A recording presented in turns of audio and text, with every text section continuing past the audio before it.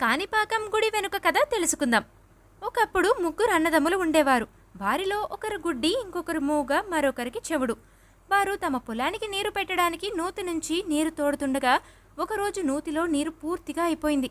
దాంతో ముగ్గురులో ఒకరు నూతిలో దిగి లోతుగా తవ్వడం మొదలుపెట్టారు. కాసేపటి తర్వాత గడ్డపార ఒక నల్లని రాతికి తగిలి ఆ రాతి నుంచి రక్తం కారడం చూశాడు. ఆ రాయి మహిమతో ముగ్గురి అమిడితనం పూర్తిగా పోయి వారు సంపూర్ణ ఆరోగ్యవంతులుగా మారారనేది స్థానిక కథనం. ఈ మహిమ చూసిన ప్రజలు ఆయన స్వయంభువుడు అని గ్రహించి చాలా కొబ్బరికాయల నీరుతో అభిషేకం చేశారు.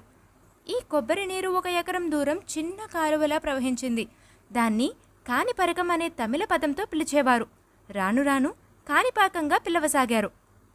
ఈ రోజుకి ఇక్కడ స్వామివారి విగ్రహం నూతిలోనే ఉంటుంది. ఇంతటి చరిత్ర కలిగిన ఈ స్వామివారిని దర్శించుకోవటం అదృష్టం మరియు ఎంతో ఆనందం.